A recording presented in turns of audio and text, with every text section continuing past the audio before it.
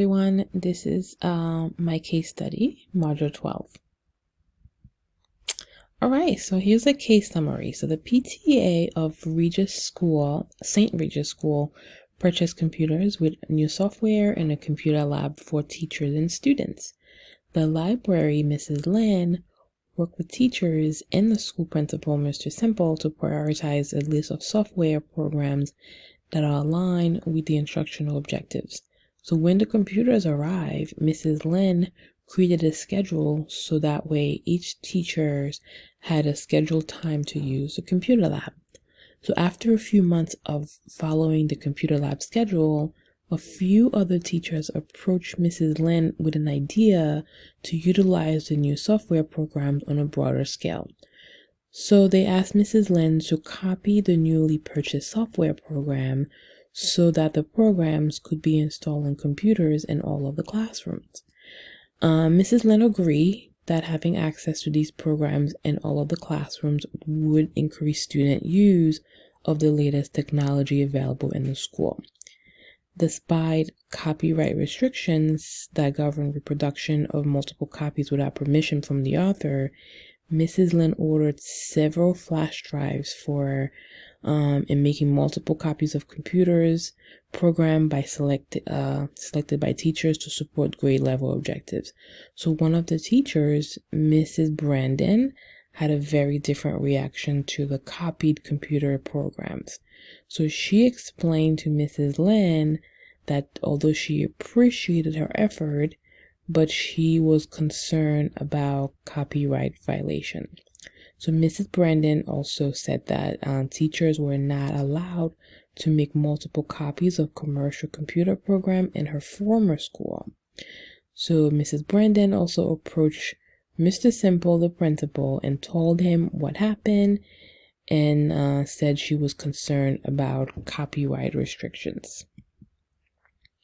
So who is involved? So Mrs. Lin, she's the librarian, also the media specialist. She violated copyright laws. Mrs. Brandon, teacher, concerned about the copyright violation, she contacted the principal. Mr. Simple, who's the principal, and Mrs. Evans, who's the PTA president, she supported the copyright infringement. So where did this happen? St. Regis Elementary School, with about 420 students, and the school library where all the materials were copied. So legal and ethical issues. So no one was harmed physically. However, Mrs. Lin violated copyright laws. The PTA president, Mrs. Evan, helped Mrs. Lin make these illegal copies of the program. A lot of other teachers accepted the copies. The teachers that are using the software are not aware that the program was illegally downloaded and violated copyright laws. Mrs. Lin does not feel that she did anything wrong. Mrs. Brandon is trying to do the right thing by refusing the copies and reporting the problem to Mr. Simple. And Mr. Simple understands the violation, however, he is faced with ethical issues. So synthesizing. So upon purchasing new computer software for St. Regis School, the librarian/media specialist made several illegal copies of the software without permission from the creator and distributed them to several teachers. So when we synthesize the facts, so the people who are involved, Mr. Simple, the principal, Mrs. Lin, our librarian/media specialist, Mrs. Williams and Mrs. Brandon, third grade teachers, Mrs. Evans, who's the PTA president. This took place at St. Regis Elementary School, which is a public school with about 420 students. It is a rural school about 25 miles from a large city. High school is located in the nearest city. St. Regis serve K through 8 students. New computers purchased by fundraising efforts, and St. Regis also gets limited state funding, and illegal copies of the purchased software were created and distributed for students to use. So when we review and prioritize the information, we learned that all relevant stakeholders have not yet been contacted, and it is not known if Mr. Simple contacted Board of Ed members, superintendent, and the PTA president. The situation can be harmful to the district and the entire school community. Violating copyright could be damaging to stakeholders. Although Mrs. Lin had really good intentions, she did not think about the legal ramifications behind all of this.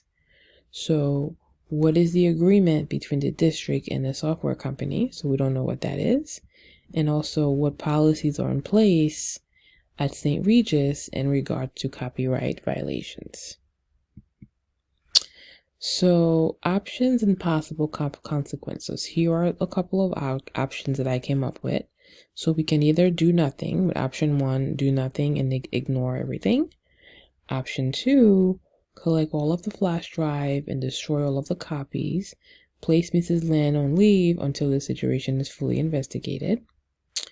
Or option 3, collect all of the flash drive, destroy the copies, look into licensing information to purchase the software legally, and also provide copyright training for all of the staff. So when we are evaluating our options, so if we do nothing and ignore everything, a lot of legal issues could come up since, we are all breaking the law.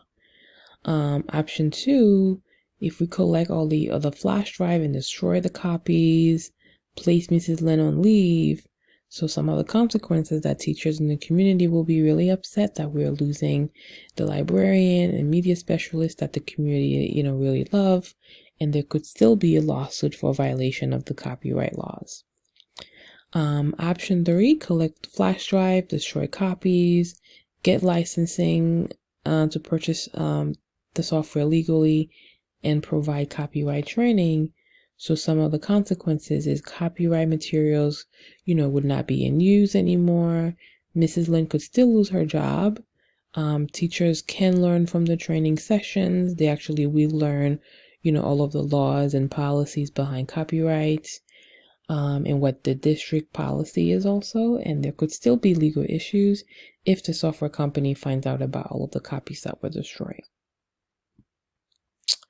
So choosing the best option. So I think that option 3 is the best option.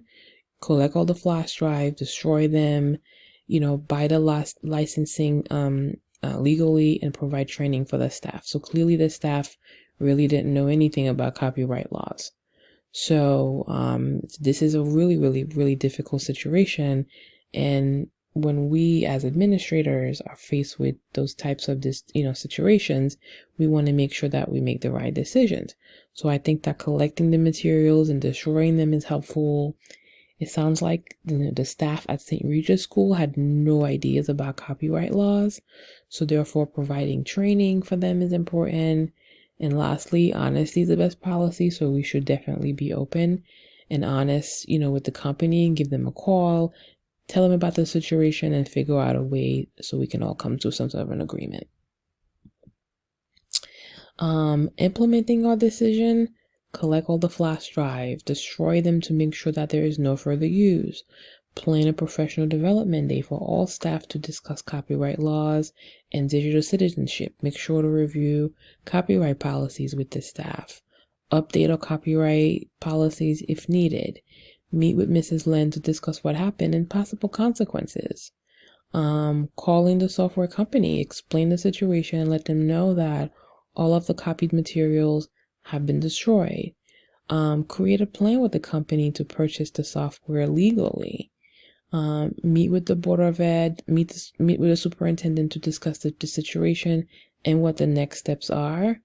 The Board of Ed should also be notified just in case, if there are legal issues. And if there are legal issues, the stakeholders should be notified as well. This case was a perfect example of how copyright laws can be violated.